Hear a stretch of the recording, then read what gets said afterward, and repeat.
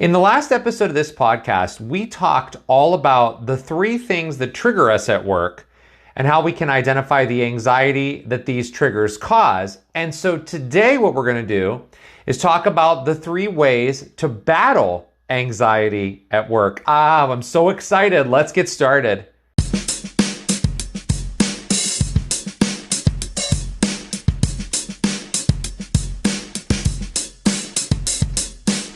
Welcome everybody to the Strength, Yoga, and Freedom podcast. My name is Justin. I'm so glad that you're here. This is the podcast where we use the philosophy of yoga in a practical and everyday way, one small step at a time, to become happier people and even to move into some more purpose. We've been talking a lot about that lately on this podcast. And speaking of this podcast and about things that are coming up on this podcast and so on, if you have not yet had an opportunity to take the new class that I just released yesterday, which was Wednesday, May 24th, if you have not had a chance to take that class yet or view it on my YouTube channel, it's called 30-Minute Flow and Go. It's an awesome practice. Be sure you check that out. The link to the YouTube channel is in the description of this podcast.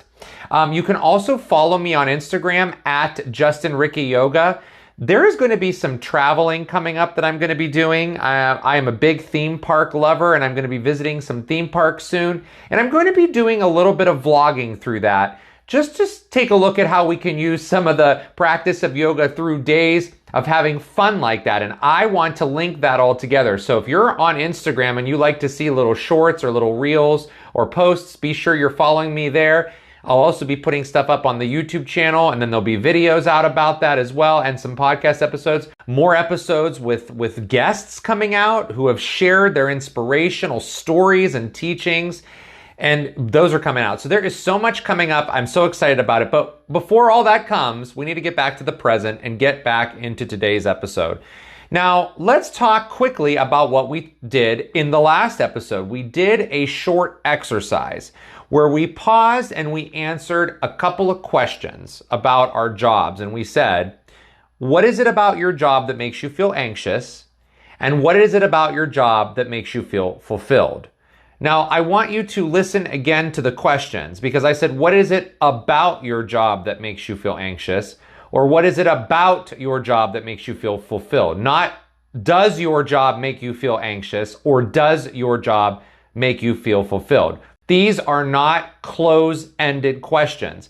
They are designed for you to think about what part of your job makes you feel anxious, what part of it makes you feel fulfilled. Now, if you have not listened to that last episode, I highly encourage it because there were some big eye-openers with regards to what we wrote down and with regards to fear, which we trace this fear to the teaching of ahimsa in yoga, or nonviolence. As I said in the last episode, ahimsa is a yama of yoga, and yamas of yoga are restraints. Yama is one of the 8 limbs of yoga, and there's a couple of types of fears out there. There's the instinctional fear, which is where you really feel like if you're in danger physically, you're going to react in a certain way. Like if you were in a building that had danger in it, you're going to want to escape it. Or if you're hungry, your impulse is to eat. Those are your instincts.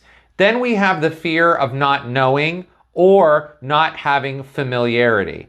And that kind of fear is the fear that actually does not exist in the world. It only exists in your head and my head.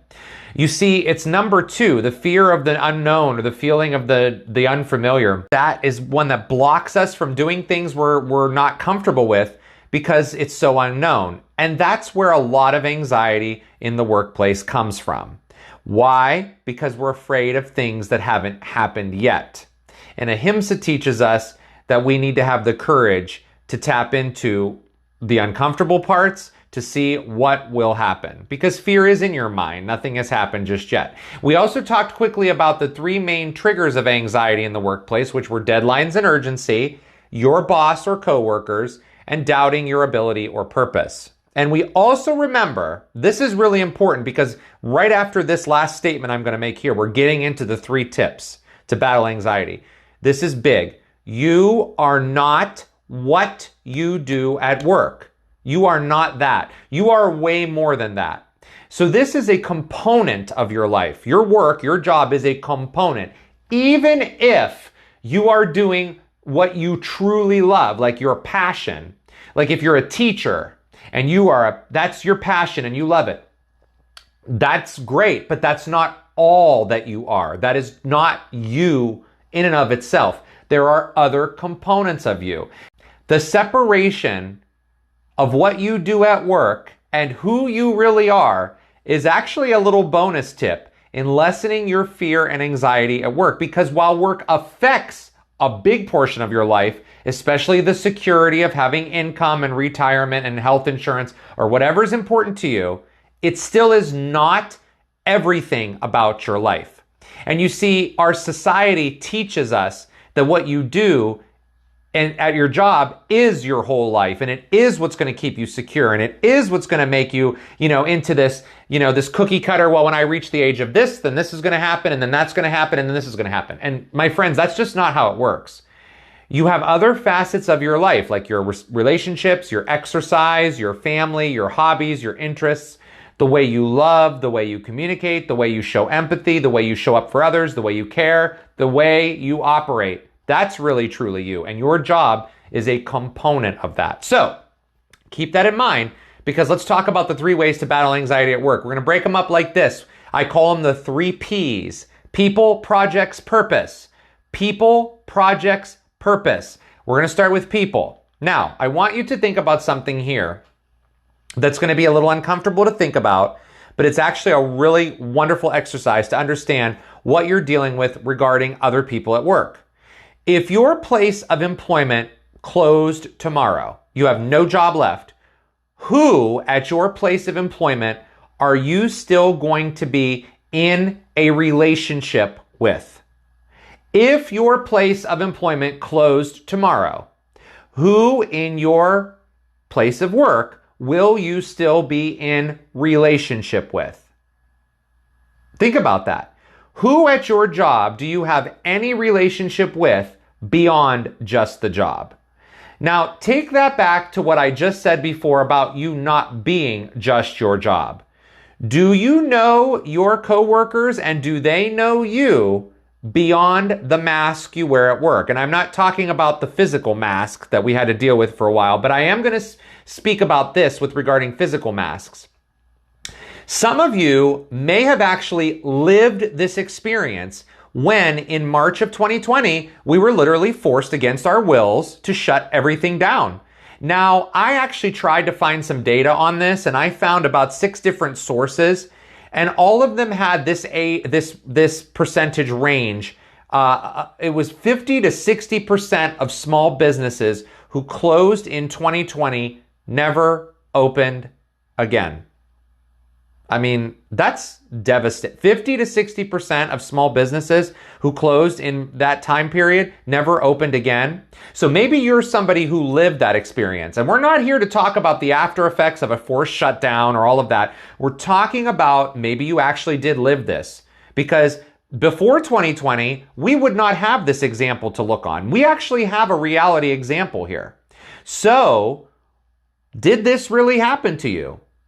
Maybe you lived this, but if you did not live this and your place of employment is still working, you're still working there, you may want to imagine it. Now, I myself work actually at 2 local businesses where I live, and both are actually small businesses that are locally owned. And I am actually so grateful that they did not fall in that 50 to 60% range.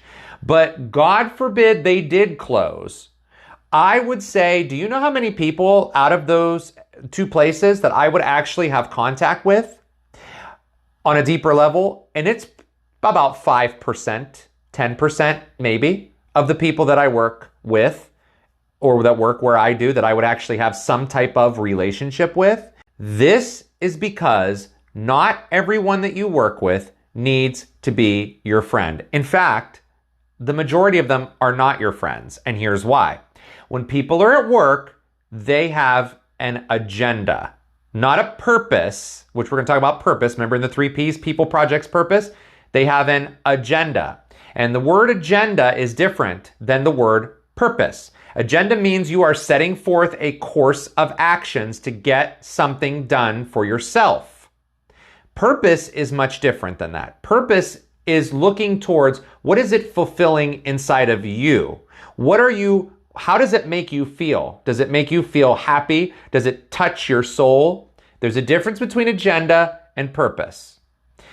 When people are at work and they have an agenda, the agenda does not include you unless you are in the way. So when you think about people, it is super important that they only see the side of you that is your work side. Should you decide to do this based on the person? That's up to you to decide. I can't sit here and tell you who you should or should not have deeper relationships with at work. That's up to you to decide.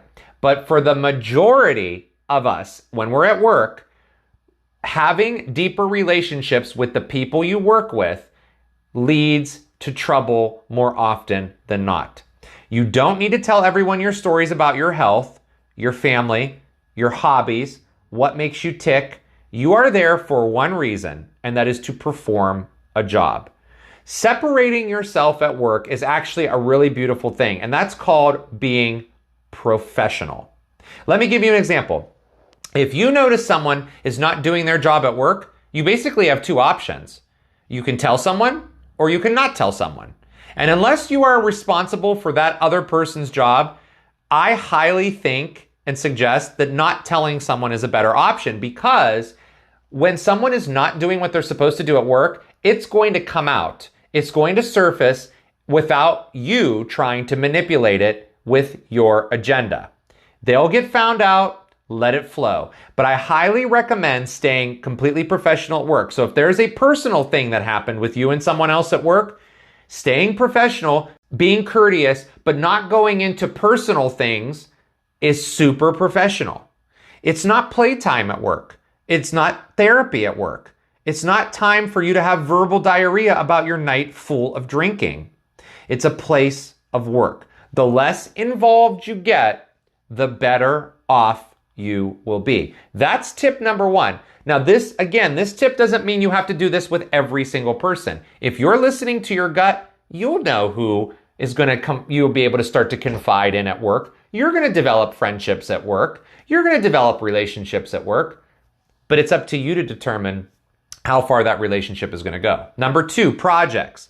Projects can mean a bunch of things, but for the majority of us, they're basically our job description, okay? So when you're at work, it's important to understand that you have a job. You were hired to do a job. So if you were hired to paint a house, then that's what you're hired to do. You're not hired to clean the toilets in the house, wash the cars in the driveway, pave the driveway, okay? Or mow the lawn. That's not what you're hired to do. You're hired to paint the house. Honor yourself and the person who hired you by doing your job only. How many of you have worked with people who want to do everyone else's job, including yours? Doesn't that get so irritating? Because here's what generally happens when people are doing everyone else's job but their own. Their job isn't getting done now. Now, I've said this before and I will say it again.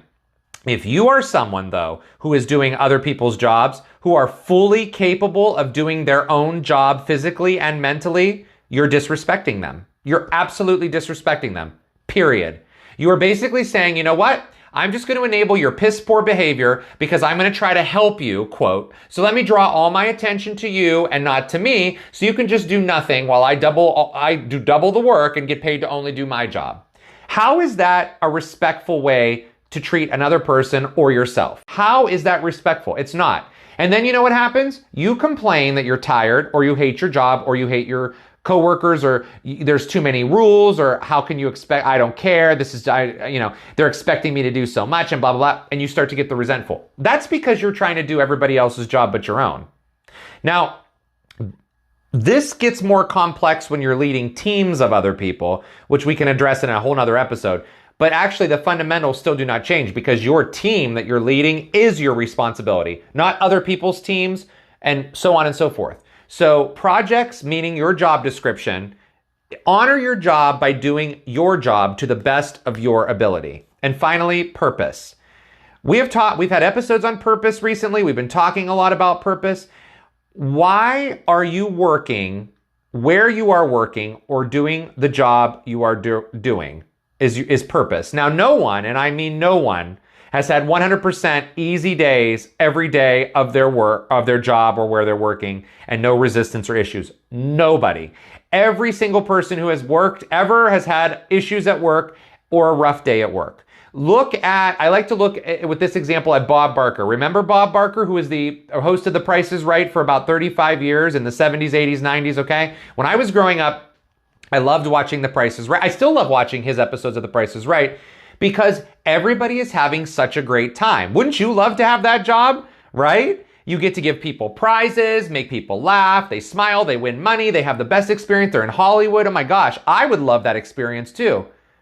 But that doesn't mean that he didn't have to deal with models who sued him, tough production decisions, technical problems, salary negotiations, etc. Those are not 100% cakewalks for anybody.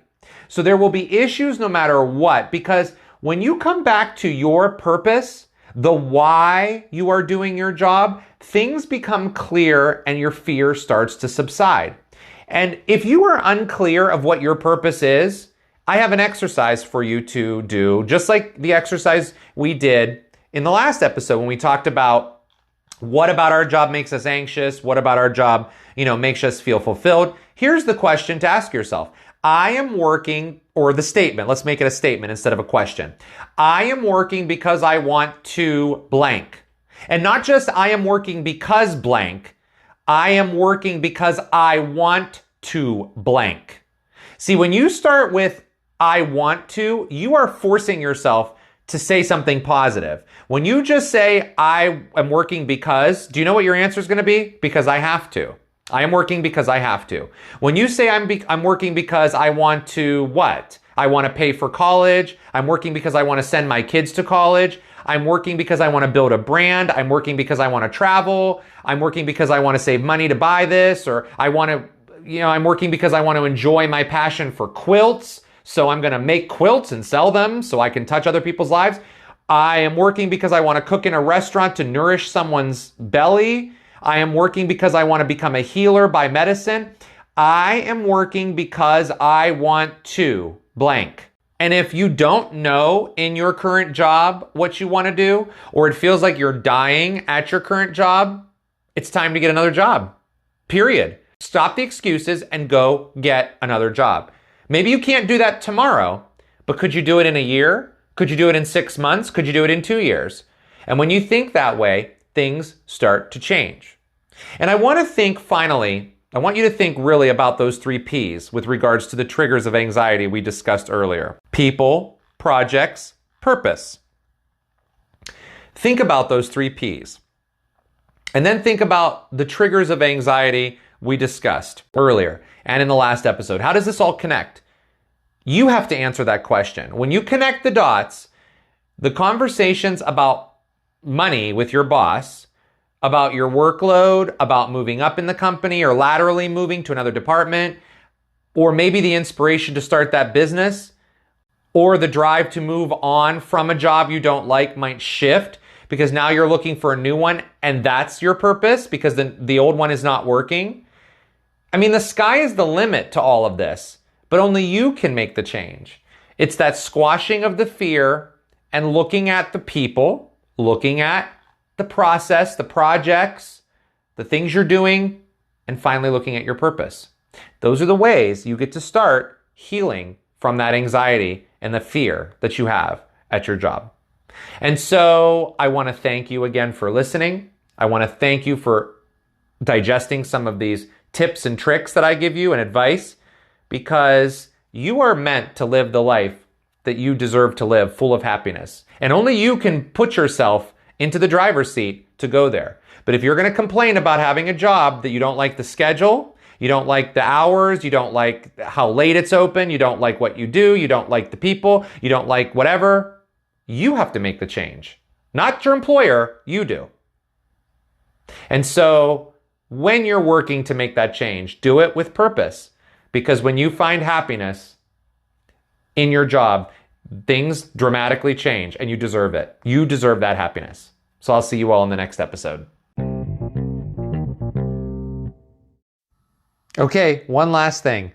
The content in the Strength, Yoga, and Freedom podcast is not intended as a replacement or a substitution for the advice of any medical professional, like a physician, a psychologist, or a qualified therapist, or any other medical professional. It is intended for educational and entertainment purposes only.